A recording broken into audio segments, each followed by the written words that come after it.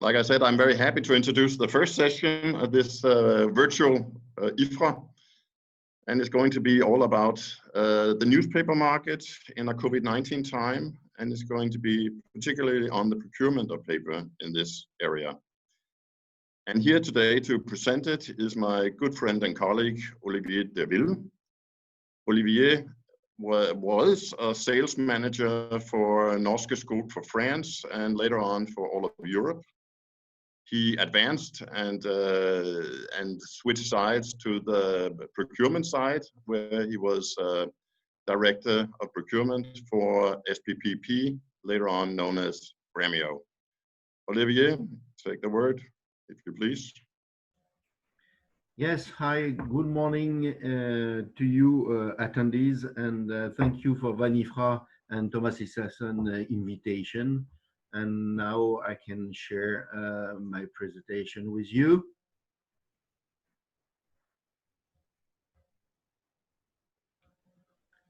Let's start.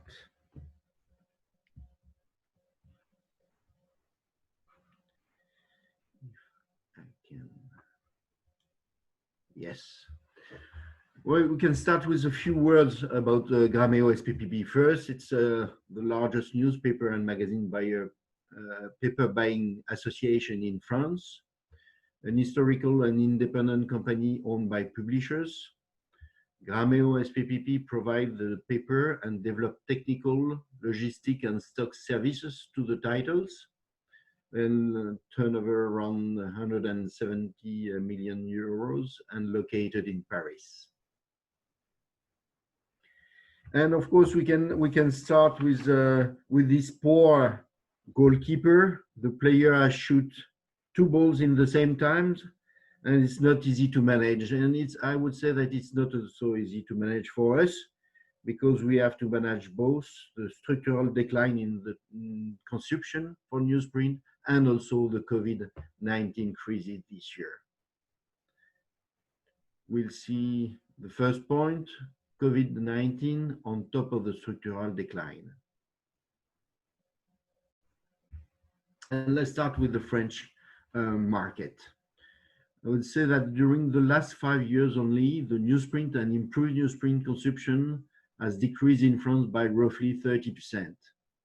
Compared to some other markets, we have had a softer decline in Germany with minus 12% around, and more or less same as in France for the situation in Great Britain.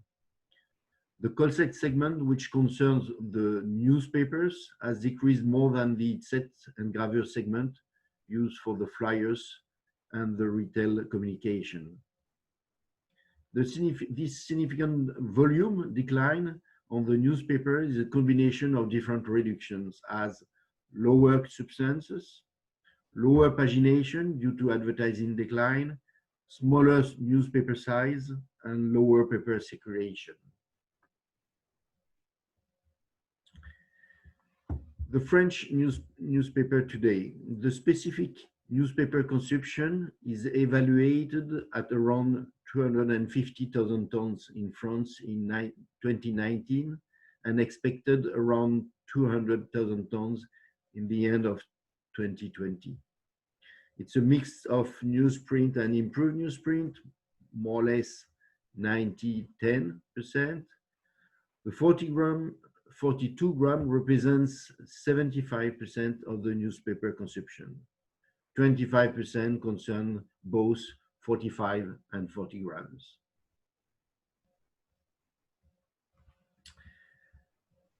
Of course, the second quarter has been chaotic this year for the newspapers, and around 30% consumption decrease has been registered during Q2. Drastic decline of advertising, reduction of sales in the airports and the train stations, reduction of pagination due to lack of national and regional sportive events, restructuration of the press distribution company Prestalis, called Prestalis in France. So second semester consumption is recovering step by step, but in a structural decline market, each crisis is increasing the speed of the decline. And according to the today's situation, the market would lose more or less 20% consumption this year. Knowing the structural decline and the crisis, which could last again the first semester of next year, we would not expect a net volume increase next year versus 2020. It means that the COVID crisis multiplies by 2 or 3 the negative and structural decline of consumption in a 1 year. The strong consequences for the market and for all the market, of course, which is for the producers and the publishers. And I would start with the fact that from a soft market in 2019 to a weak market in 2020. Depending on the production capacity utilization, the newsprint market has been weak this year with a lot of available volume all during the year. The global reduction of the worldwide newsprint consumption seems to create shorter cycles due to the rapid unbalanced market situation.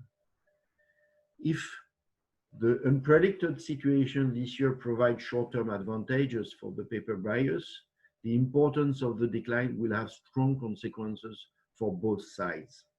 From the publisher point of view, of course, price volatility is expected to come back in the following quarters, as in 2017-2018. The consequences usually implicate some additional reduction of the paper consumption. And from a producer point of view, the production capacity management is a huge challenge in the short term. After many temporary machine stops in Q2 and Q3, some machine closures started to be announced once again.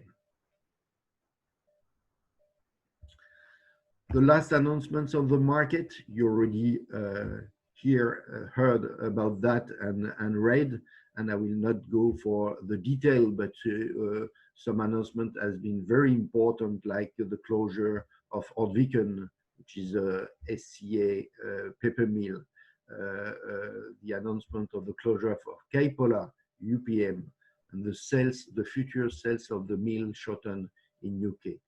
From Stora Enso, the closure of the Hylte PM3 in Sweden, and the last announcement was last week, the closure of the PM5 Saugbrugs, which is a SC machine.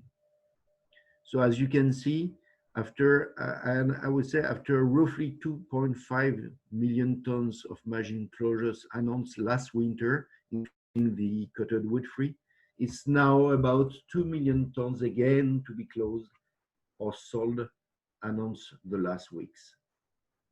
We are talking about more capacity closure compared to 2017, which opened at that time 2 tight semesters in terms of availability. So unfortunately, it shows the enormous challenge for the producers to manage the market decline and for the publishers to manage the reduction of the paper circulation and the advertising. Today, these announcements straighten the newsprint and LWC market. Most probably some new decisions will be taken again in all grades, included the SC paper, in order to balance the global market next year.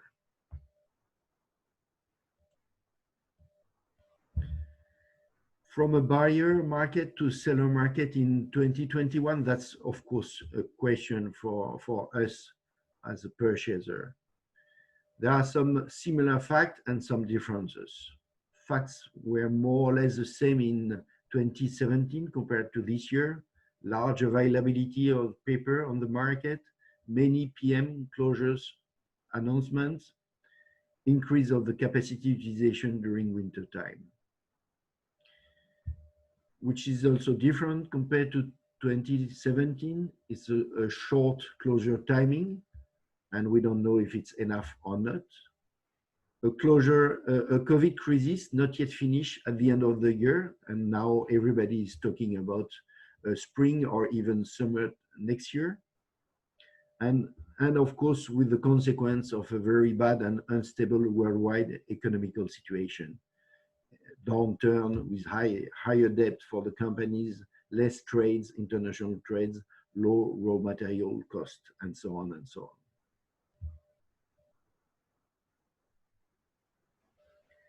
on. And for the third party is, of course, opportunity or threat for the purchaser. And of course, let's start with the fundamentals, with the basics.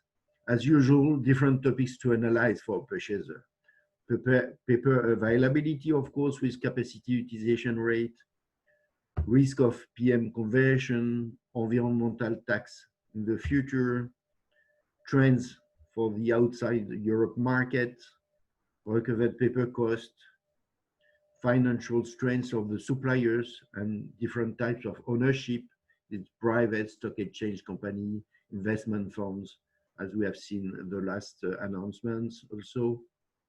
Rate between virgin pulp and de-inking pulp, as we know that on the long term, both are needed. Geographical situation of the mills, because due to the transport cost or some Brexit issue and so on. So here are, I would say, the fundamentals.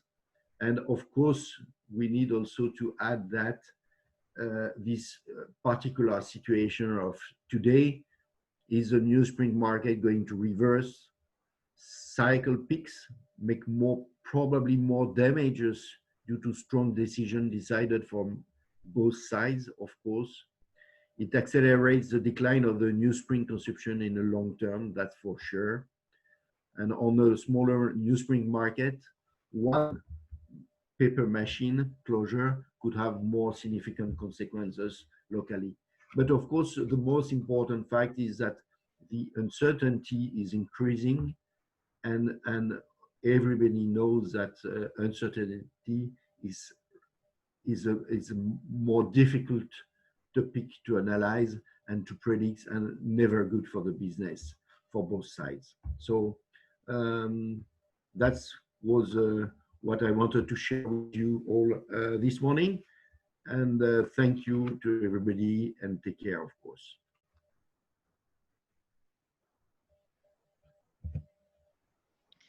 Thank you very much, Olivier, for a great presentation. I have some questions for you, of course, but I would like first to encourage people to write some questions to us. We have Jermaine in the background giving me the questions from the audience, so that would also be nice. But I can start it up by asking you, you mentioned the various types of decreases in our markets. You know, we have pagination and circulation and grammage going down. But how are the titles holding up? And are there some titles giving up, or is there a difference between paid newspapers and free newspapers?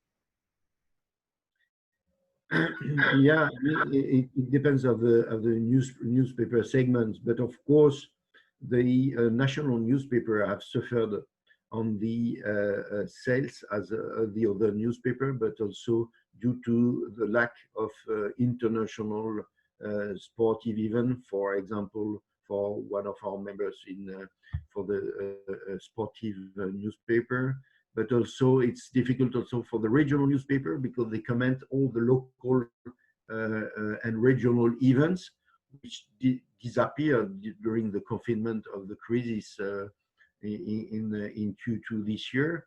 And regarding the free newspaper, the main issue is that you have much less workers in the metro on the morning and the evening. So I mean their circulation are drastically reduced during this crisis. So of course for them it's also an issue, and they have to adapt the number of copies to that. Thank you very much. We have a question from the audience from Kumar Natarajan. Hope I pronounced it right. With the current situation, what is the future of 40 gram or lower grammages newsprint? I think the question is, will this drive the development towards a lower grammage? Yeah, the 40 grams has been used in France for long, for many years right now, and in fact, sometimes before some other market in Europe, in Western Europe. The issue in France is that the pagination is not so high, so the French publisher are hesitating to go from 42 to 40 grams. So that's why the main volume right now is still the 42 grams. Okay, so thank you very much. We have a question about the, you're allowed to be anonymous, and in this case it is. Will the vaccine boost print publishing industry?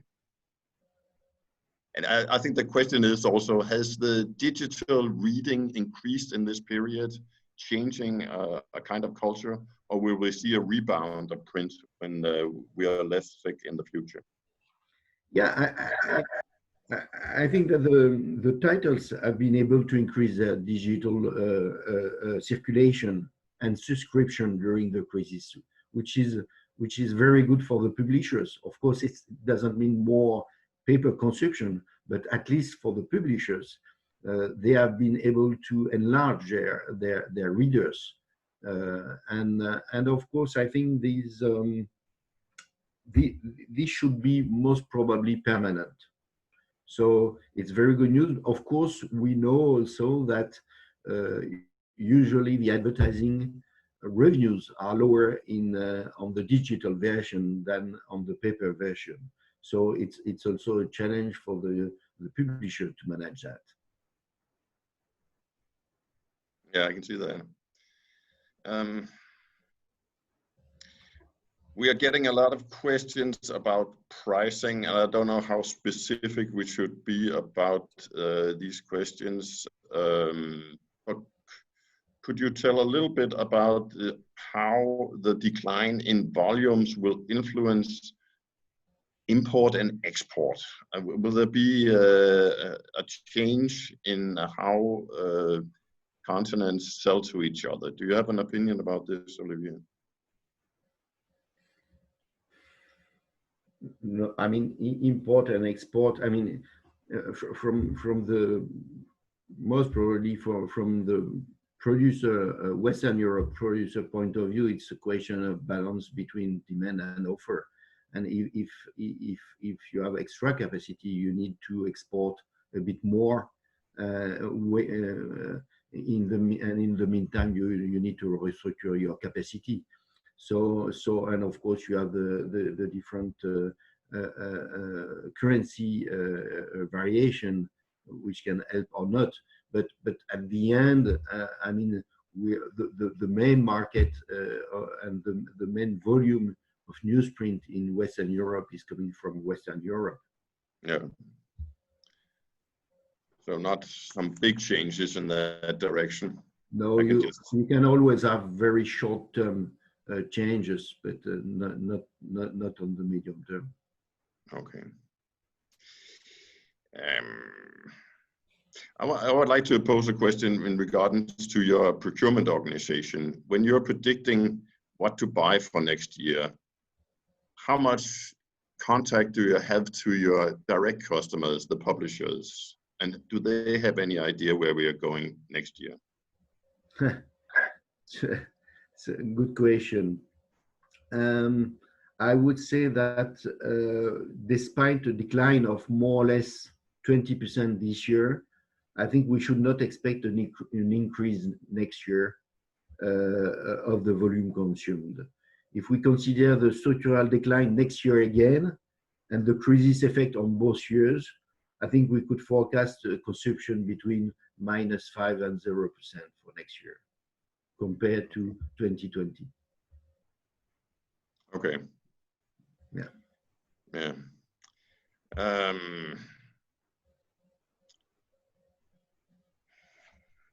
Do you, from the French market, have any idea how cultural changing this COVID-19 times has been in terms of changed reading? You read more on the digital side.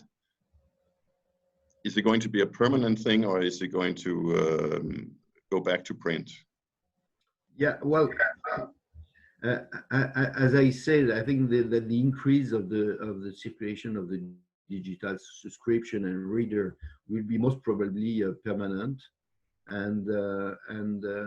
but you know, it's always a question of balance and between digital and print, and those people who are reading more, maybe some newspaper articles, will also buy a bit more magazine when they will travel. So which is important, at least, is that the people continue to read the news in digital, in paper, in every way they can have, because in a world of today, in which we are talking about more and more fake news, I think the most important is that people are reading and reading from known newspaper or known publishers, at least, real fact and real information. Okay, I have one last question. Let's take it from the audience here. It's Rainer Kirke. He is asking about LED UV ink usage. It's being discussed whether to use it on newspaper sites in Europe. But I think the question is, if we develop more high grades in paper and ink usage, will it have a positive influence on the volumes sold of newspapers in Coldset? Do you think, or better quality products? Is that a development you see in France, or is it? Yeah, of course. I mean, I think all these environmental issues are important to be able to develop a product also which is in phase with the situation today, and with the environment, which is really good.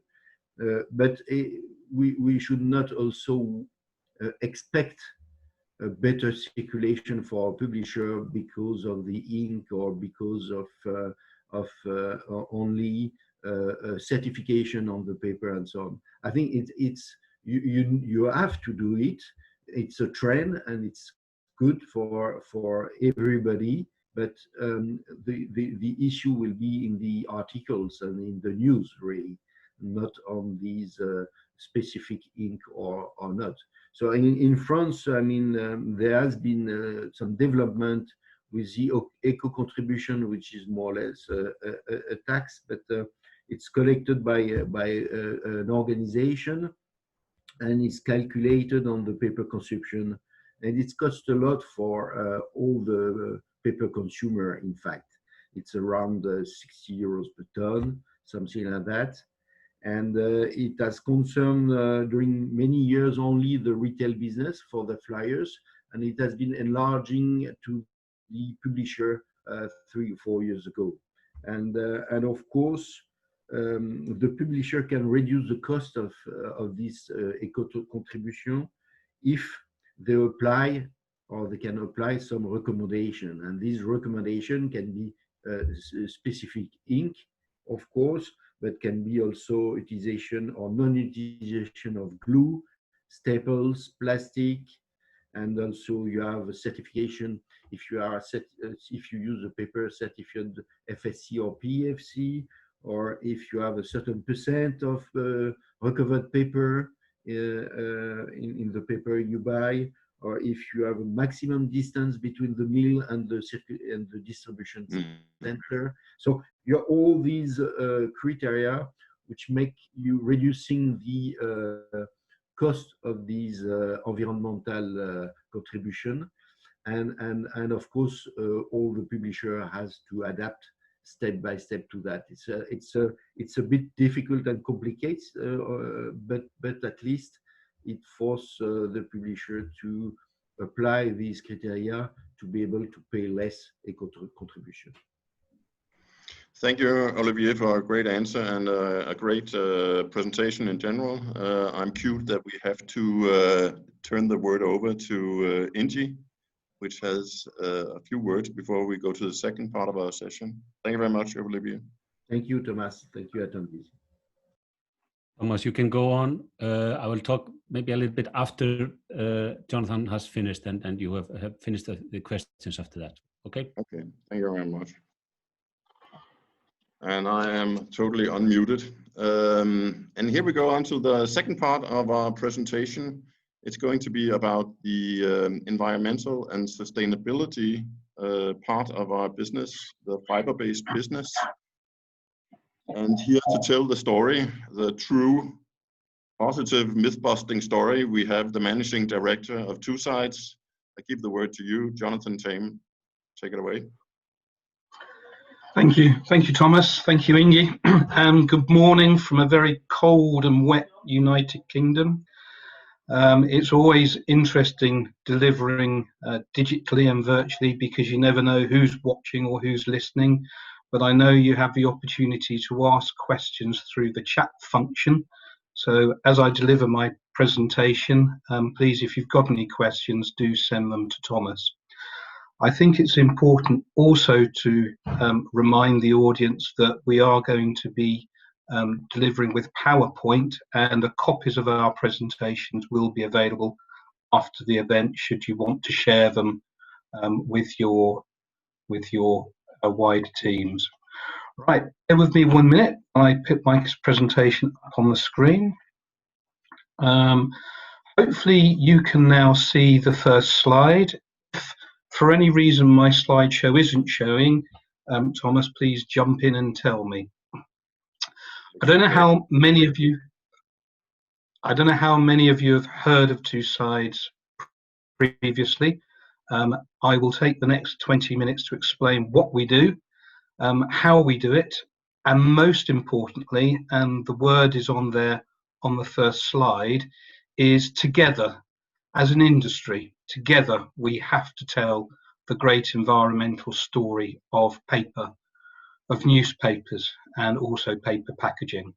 So I manage the campaign. I'm based in the UK, and over the next 20 minutes we're going to give you an overview of what we do. So this will be quite familiar to you. Wherever we go, you regularly see messages against print, against paper. Let's go paperless. Think before you print. We see these on TV, we see it in communications from businesses, and it really does impact on consumers' thinking on how they look at our industry and how they look at the products that we sell. This is a consumer perception survey that we did in Europe, but really, whether this was done in the US or whether it was done in Asia, I suspect that fairly much the outcomes would be the same. But this was a consumer perception survey that we did in Europe. Here's just some of the key statistics. People believe that we cut down trees to make paper. Now, we of course all know that that's a fact, but we are not the primary cause for deforestation. Within Europe, from where European paper comes, European forests are actually growing in size, and we will cover that. But generally, consumers perceive that we have a very negative impact on forests. They believe the manufacturing process is intensive, but we use a lot of water, but we're a major contributor to global warming and greenhouse gas emissions. And the other key one, which you'll all be very familiar with, is they believe that paper is a wasteful product. They also think that only recycled paper should ever be used. Consumers don't understand we need, of course, fresh fibre input to the fibre mix all the time. The one probably most damaging for us is that most people now believe that electronic communication is better for the environment. They don't perceive that it has impacts. So Two Sides is a campaign which was founded over 10 years ago. We're not for profit.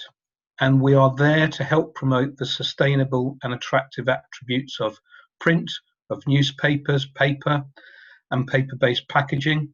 And our activities are throughout the whole of the American continent now, Europe, Australasia, and South Africa.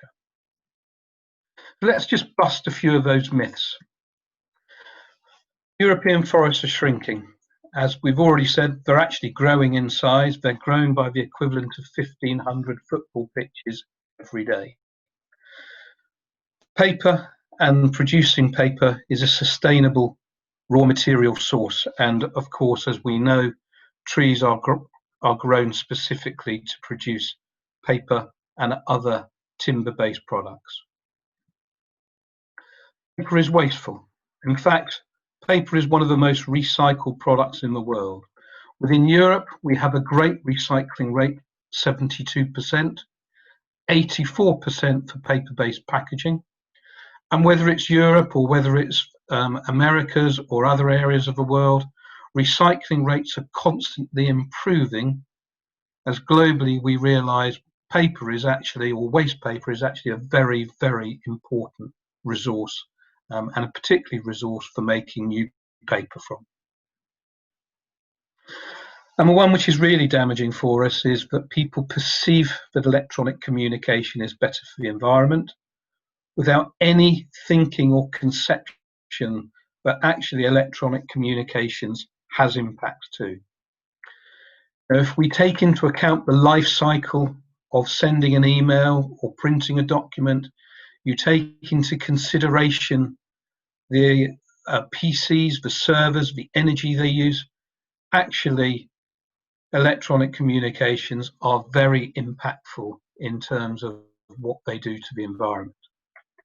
But one of the biggest problems is the growth in e-waste. You know, we've seen e-waste grow by 21% over the past 5 years. E-waste is very difficult to recover and to remanufacture into new products. And when the perception is that digital is the preferred means of communication, actually the surveys we've done show that consumers still value paper-based communications. 69% still prefer to read in print rather than on ebooks.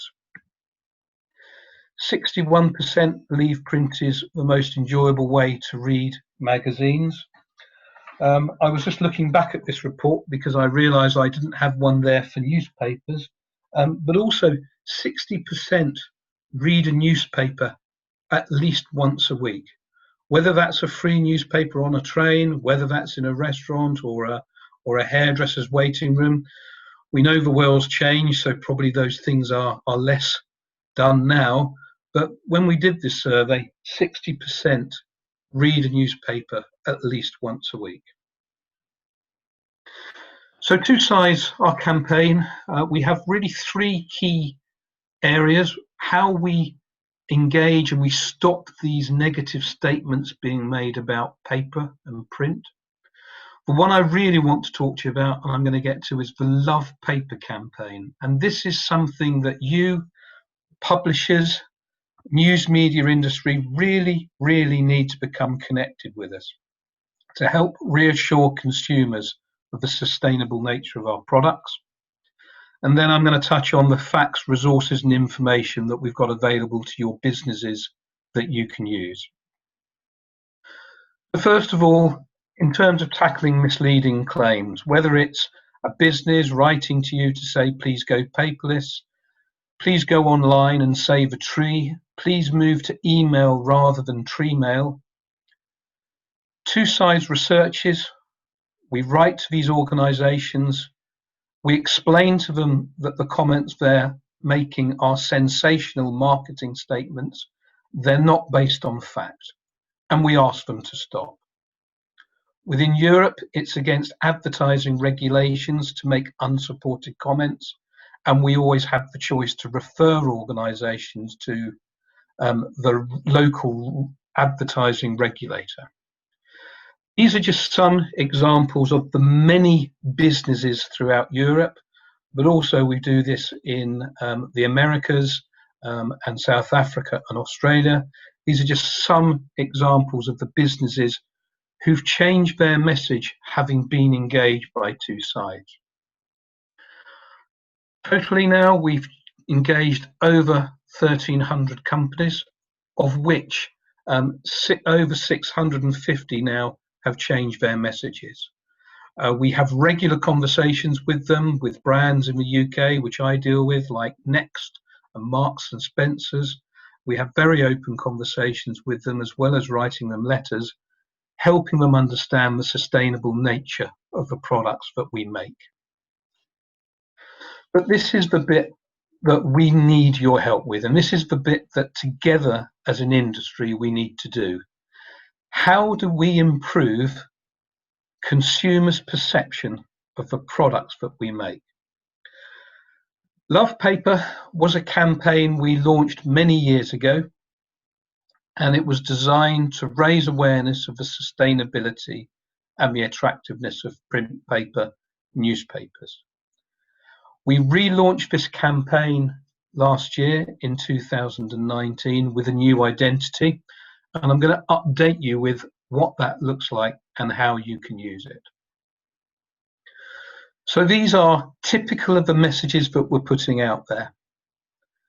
Adverts which appear in newspapers and magazines which focus on forestry, that forests in Europe are growing in size, recycling, that products can be recycled, and our manufacturing impacts, be it greenhouse gas emissions or be it using renewable energy, focusing on that fact that our industry uses a lot of renewable energy. Our campaign has global reach. All the adverts are very simple, so they can easily be translated into multiple languages. We do all the translations ourselves, and we do all the artwork ourselves in the central office in the UK, which makes it very simple for us to do. And today we've had Love Paper ads published by magazines and newspapers throughout Europe, the Americas, South America, and as you can see, South Africa, really where we're running these campaigns. We also have a supporting website. This isn't the Two Sides website, which is an enormous area of information, but the Love Paper website is a very simple, slim website with just the basic information about how paper can be recycled, how forests are growing, and also some fun things for families to do. And this website is available in multiple languages, in Italian, in German.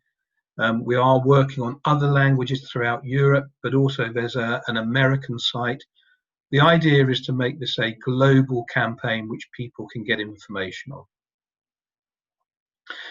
As an example, in the UK, we have the support of the News Media Association and all national and regional newspapers in the UK. We have adverts regularly placed for us. This is filler space predominantly, and the Love Paper ads in the UK alone are potentially seen by more than 10 million people every month. Now, this is really an important and great way for us to reach out and talk to consumers and reassure them about our products. When COVID happened, we also created an area of our website called Love Paper Creations. And these are simple things for families to do, particularly for worried parents like me, to get their children off digital devices. These are available in multi-languages again, but there are activities such as colouring sheets, activities for Halloween to make things you can cut out, but really to try and engage children at the younger age range, so we can help them grow up understanding that our products are sustainable. Also finding that Love Paper brand wants to be adopted by organisations. They want to put it on their marketing. A really good example of that is we've had this just printed on 4 million inserts for the Argos catalogue in the UK.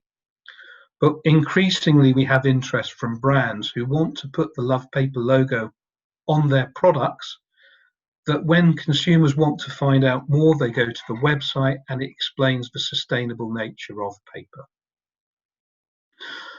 Other examples, and these are mock-ups, and please, these are mock-ups, but look, we would encourage newspaper publishers to actually carry the Love Paper logo on their printed the printed claims that they make. We've just recently connected with the European book industry, and we're having conversations with them about having the Love Paper logo adopted by many book publishers. This is just a really good way, alongside certifications like FSC, PEFC, and other newspaper campaigns, just to promote the sustainable nature of our products. That's Love Paper. I'll come back to that at the end, because we need your help. But just to give you a view of other things that Two Sides does. So we produce a lot of information, a lot of facts for you to use. These are all available in multiple languages. Our most common is what we call the Myths and Facts booklet, and this is a very simple 14-page booklet which explains the 8 common myths about our industry.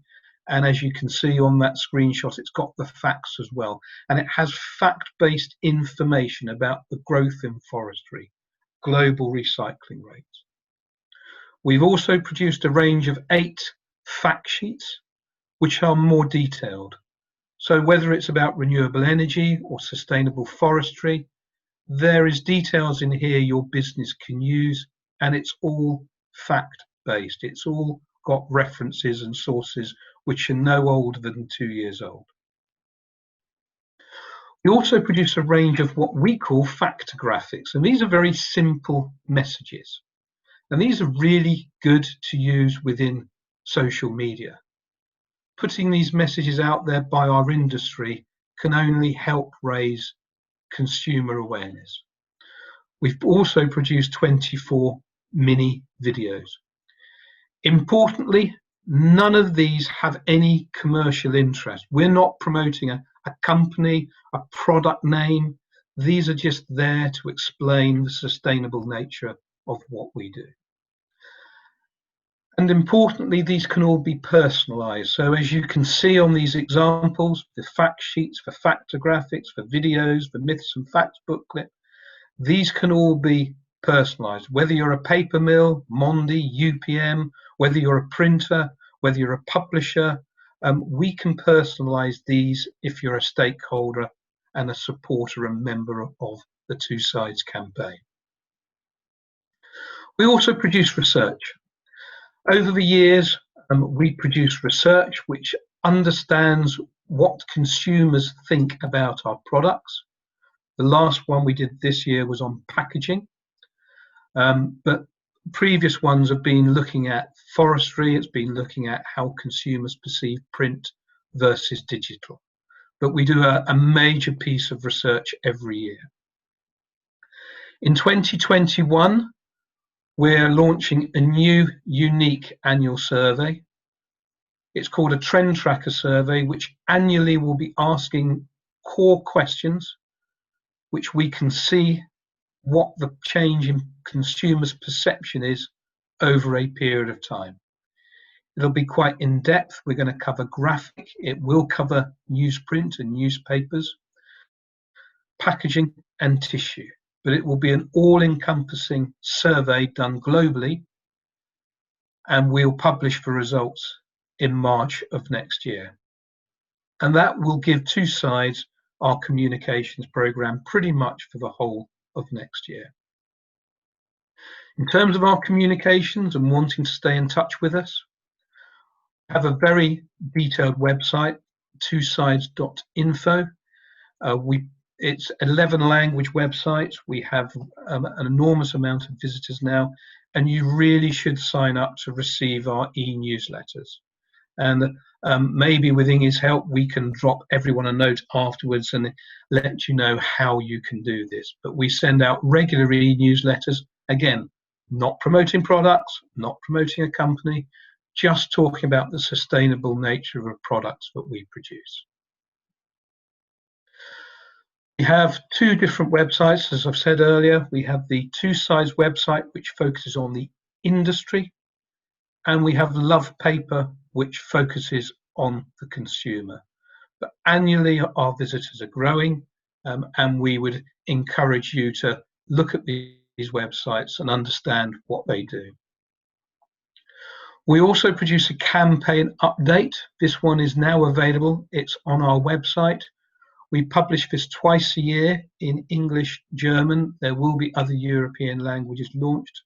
And there is also a separate North American version about their achievements in America. But this covers the highlights. How many Love Paper ads have been published? How many people we have coming to our website? How many greenwash successes have we had? And it also updates our stakeholders and members on the resources, research and tools that we're launching.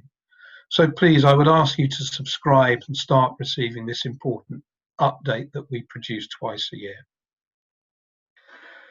You'll be pleased to hear, Thomas, this is my last slide. I'll let you jump in a minute with questions, but it's that really important word of together.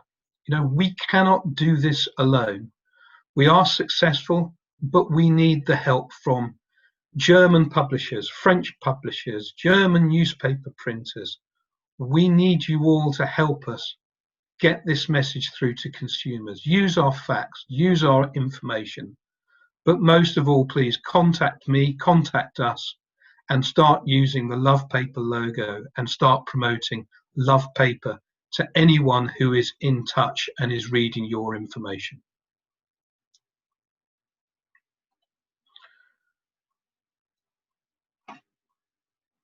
So hopefully, as I stop sharing and I come back to the screen, oh, you're still there, Thomas, so I haven't disappeared, which is good. Okay. Thanks for a great presentation. And we go on with a few questions from me and the audience. I have one to start you up with. And it's about the reading part, because I think it's great that people prefer to read on printed material. But why are we still losing the readers to digital platforms? Do you have an idea about this? I suspect you all have a view on it, and I think we all pretty much know what it is. You know, our habits have changed. You know, as the digital revolution has gathered pace, although I love print, I'm also looking at my laptop, which I can carry around the house with me. I have an iPad and I have an iPhone. I was only watching my daughter, who's 24, watching TV last night. She was watching TV. She had a laptop on her knee because she was applying for a job. She had an iPad on her knee because she was on social media, and her phone rang her and she was on the phone. So, you know, I think the distractions today in the modern world are far more than they've ever been. So I think how we consume content has changed. I watch, you know, breakfast news on the TV in the morning. I have regular news pinging into my phone all day long. But when I'm on a train, I still like and really enjoy that hour trip into London, where there is nothing else for me to do really, unless I'm working on my laptop, of course, other than to read the newspaper. So I think we have to accept, with the age demographics, with the younger generation, the way we consume content, whether it's news, whether it's information, or whether it's, you know, whether it's music, the way we do things has just changed.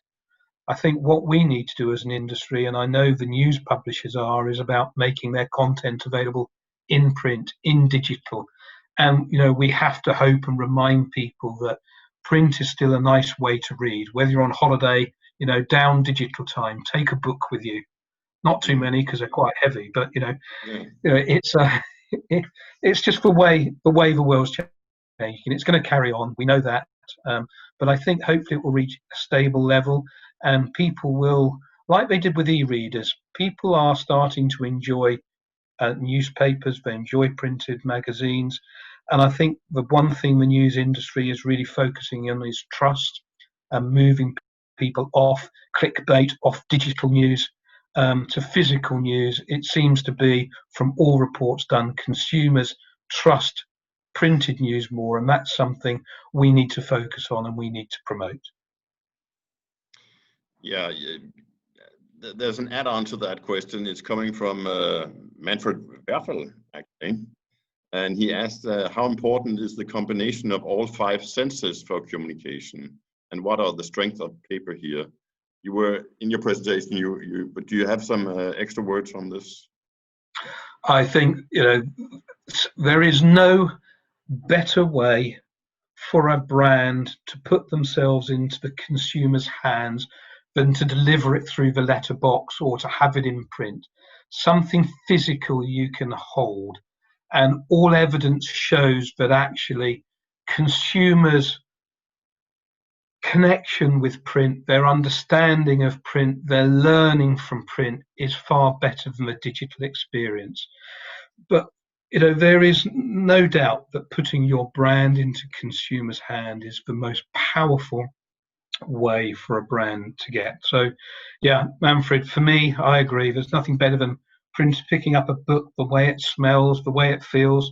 Sometimes don't like the way the glue melts in the sun when I'm on holiday and all the pages fall out, but that's part of a holiday experience as well. But there's just something nice about printed products.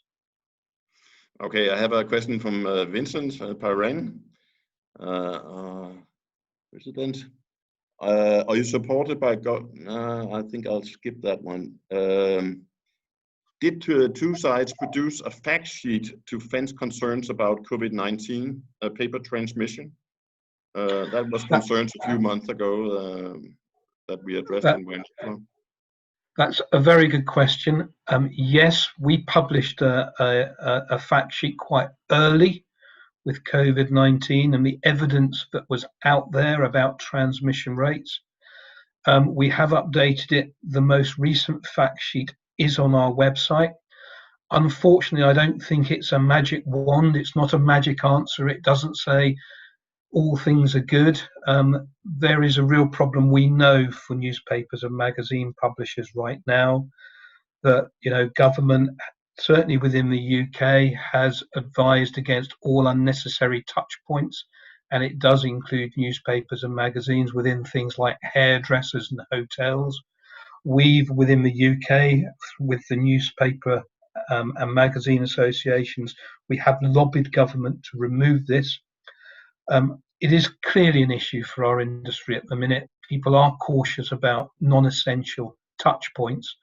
But to answer your question, on our website, there is a fact sheet about COVID-19 and the transmission through paper-based products. And you just need to go to our website, go to information sheets, and you'll be able to download that fact sheet. And if you can't find it for any reason, please contact me through Inge or through Thomas. And we also have a question about circular economy. What is the state of circular economy in the newsprint supply chain? Specifically, are there any best practices, reusage of water, or do you have any guidelines in this discussion? Thomas, I think that's a massive question there you've got. I don't think I would even be able to start answering that. And in fairness, I'm probably not the expert to answer that one anyway. If when you review the chat, there's lots of questions on that subject, what I would recommend you do with Inge is just edit those into a concise list, and then maybe we can come back with some answers on that. But I think that's too big a question to even try and tackle now, and I'm not sure I'm the expert in terms of the global manufacturing level. Okay, I think we have time for one more question here. What is your take on environmental logos on printed products? We have FSC, PEFC, Nordic Swan. Should we as publishers use logos or just follow the guidelines of the industry? I'm not sure what I hate to say this, I admit to not being quite sure what the industry guidelines to you are anyway from your industry, but I think using all logos appropriately to promote the sustainability of our products can only be a good thing. I know Love Paper is just one more logo, but I would advocate that we use that. It's not inferring a mark of compliance. There are certain criteria that has to be met when you sign up to use it. But the difference with the Love Paper logo, it's very much attached to promoting the touch and feel nature of products to consumers and the sustainability as well. So look, I think for publishers, for news media industry, you should give as much space as you can to promoting these messages, using the logos, and just telling consumers about the great sustainable story that we've got.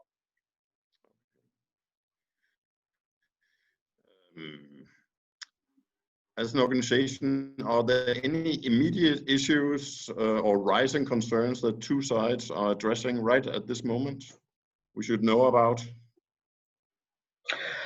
For us, we don't lobby government. The economy is clearly under huge stress at the minute. For organizations, particularly in advertising and marketing, there's going to be a real focus from these organizations on reducing cost, and we can see that with the amount of pages of advertising in national newspapers. For two sides, our real immediate concern and watch is on organizations now writing to their customers, please move your bills online and save trees. Please move to electronic statements, it's better for the environment. We've noticed since the start of COVID that there's been a real increase in momentum for businesses to move their customers online. And two sides is there to help them understand the power and effectiveness of print, but also more importantly for me in two sides and what our objectives are is that they don't make these statements that print's bad for the environment. These are sensational marketing statements. They're not based on fact. So two sides has always, and particularly now, we are looking really closely to ensure there is no rise in these anti-paper statements, and we will take action very quickly to ensure that companies do not make these statements, because it is hugely damaging to an industry like ours, which produces sustainable products and has a very good sustainable track record. Thank you very much, Jonathan.